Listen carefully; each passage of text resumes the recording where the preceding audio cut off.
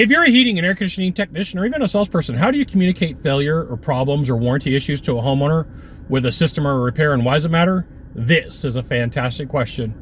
I'm Scott Bell, coming to you live from Haleiwa, Oahu, on a perfect day to talk about sales and business and a fantastic day to talk about you. At some point in your career, what you're going to come up against is a repair that didn't work. You're going to come up with a service that has an issue. You're going to come up with a system that has a ghost in it. You're going to come up with a warranty issue that's tough to be solved. And how you deal with this problem really does matter for you and the longevity of the person that you're meeting with. So rule number one, don't ever lie. But rule number two is you have to put in the work to do your investigation before you come to a conclusion.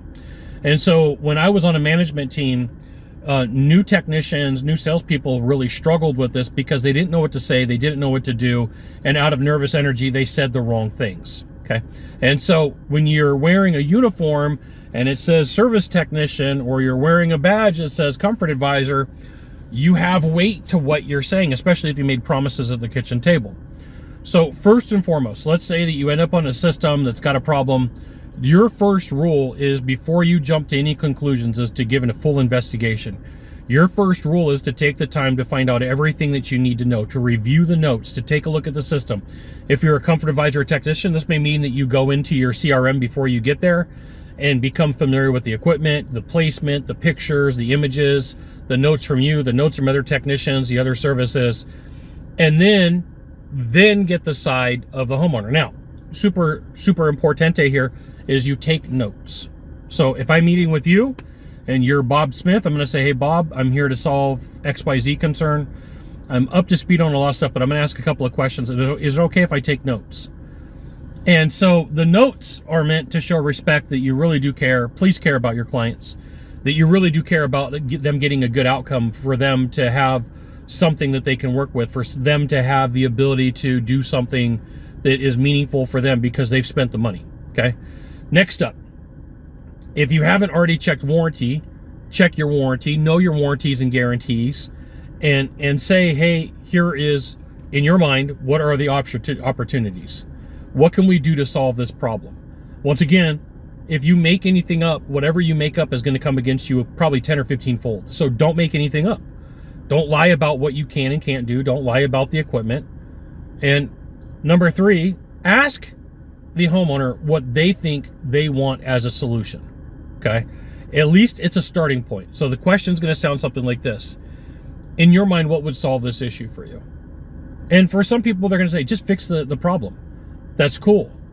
And sometimes people are going to give you a starting point that's all the way up here because they're mad, they're upset, they're angry. Okay, that's they can be. They spent money and something didn't work out, or there was miscommunication. But at least you've got there, you've asked some questions, you've done an investigation, you know what your warranties and guarantees are, you've asked the homeowner or the client what they're looking for as a resolution. I have more for you, but before we get there, you should absolutely join my email publication, HVACtechsecrets.com. I'll give you the goods, not in the Facebook group, not in the YouTube channel, which means private coaching, private training, discounted coaching, discounted training. It's an email publication. You'll freaking love it. You will. And occasionally I try to sell you stuff. Right. Scott, I don't want to be try to sold things. Like, well, okay, you got an answer. So here is what's going to happen. You've showed up, you've got the background, you got the warranties and guarantees, you've asked the homeowner what they want. Now it's time for you to come to a resolution. So what you're going to do is you're going to say, give me a couple of minutes to let me think about how we can put this together and how we can make this work. This is the step that everybody misses. This is the step that people don't really want to do because they think that they need to come up with a solution like right now. Like, no. If you say, give me a couple of minutes, I'm going to walk around, I'm going to make a couple of phone calls, I'm going to go do what I need to do.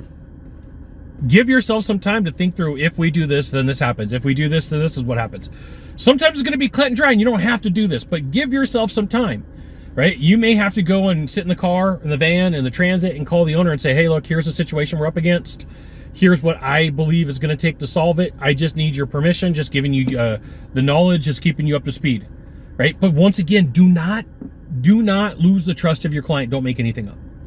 And then once you have a solution, rehearse it a couple of times so that it feels good to the homeowner. You're not polishing it so you're like, oh, like I said the perfect thing in the perfect way to make No, you want it to be a good delivery for the homeowner, because like the last thing they want is a crappy delivery for a good solution. So you're going to rehearse it. Okay, so I just giving you a heads up. I talked to the owner. I gave him the situation. I explained everything that's going on. Here is what we're going to do. And these are the words. Like, here's what we're going to do. We're going to replace the system. That's like all the way at the top. We're going to replace part of the system. We're going to replace the part. We're going to do this repair.